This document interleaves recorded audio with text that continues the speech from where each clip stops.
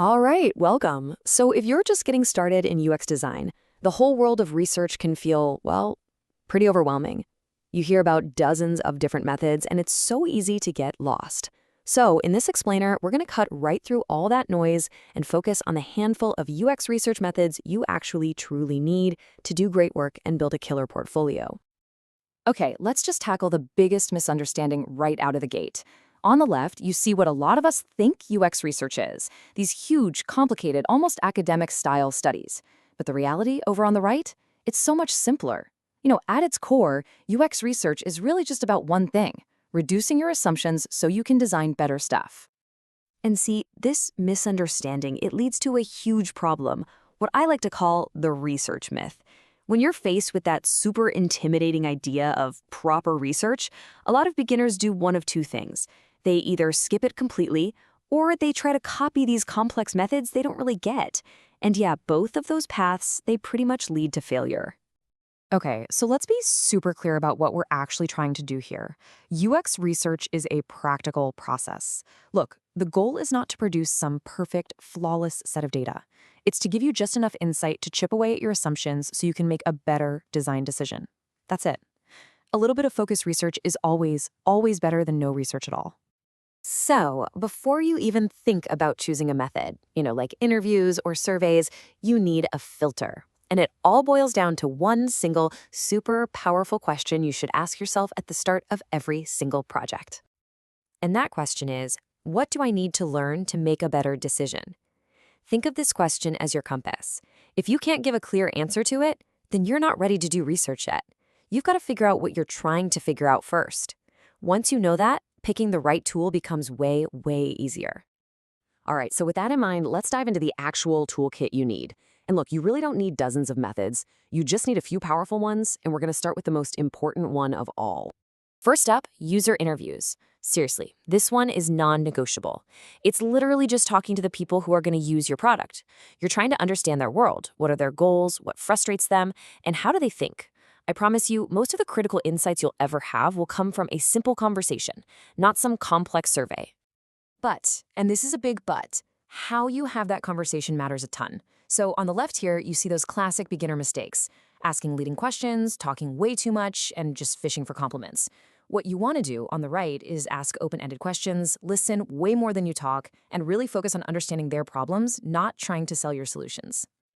Okay, the next essential tool in our kit is something called contextual inquiry, which honestly is just a fancy way of saying observation.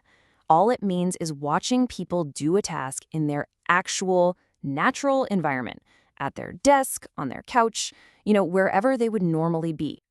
And this is why that's so critical. Because, well, there's often this huge gap between what people say they do and what they actually do.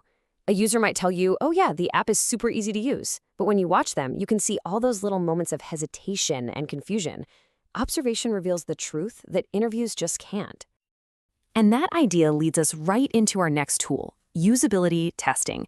This is where you put a prototype or an early version of your design in front of somebody, and you just watch them try to complete a few specific tasks.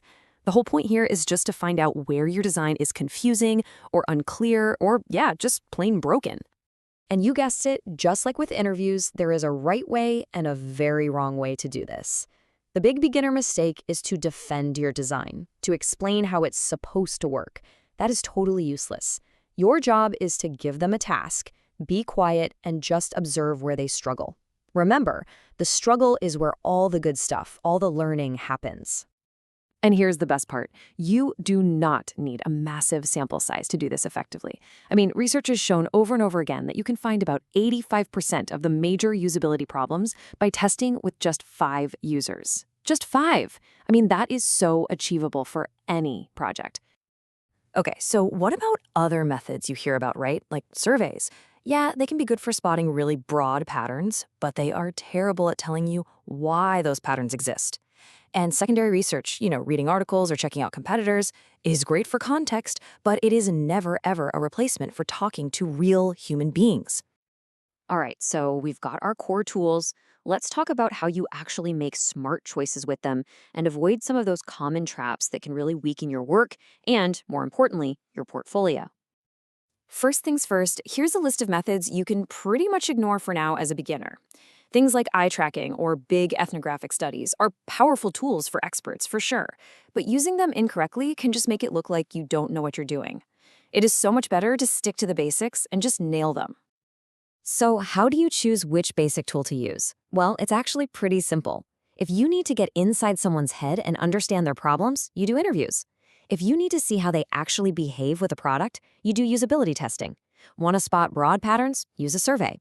And for background context, that's secondary research. Don't overthink it. Okay, this is the big one. How does all of this actually help you get a job? Let's break down what recruiters and hiring managers are really looking for when they read the research section of your case study. Okay, here's the absolute key. They are not expecting perfect scientific data. They're looking for clear thinking. Did you have a clear goal? Did you pick the right method to get there? And, super important, were you honest about the limitations? That's it. Trust me, honest, focused research will beat fake, fancy-sounding research every single time. And this slide just shows you the huge difference in how you should talk about your work. That weak language on the left, I conducted extensive user research, that is a massive red flag. It means absolutely nothing. Instead, be specific. I spoke to 5 users and learned X, and that insight led me to make design decision Y. Now that shows real impact. Seriously, if you only remember one single thing from this entire explainer, please let it be this. Always, always, always choose your research method based on what you need to learn, based on that one important question, never ever on what you think is going to sound impressive in a portfolio. Because at the end of the day, that is the entire point. You know, good research isn't about the fancy charts or the big sample sizes. It's about one thing, reducing uncertainty. That's it. It helps you make a better decision and move forward. And honestly, nothing else matters.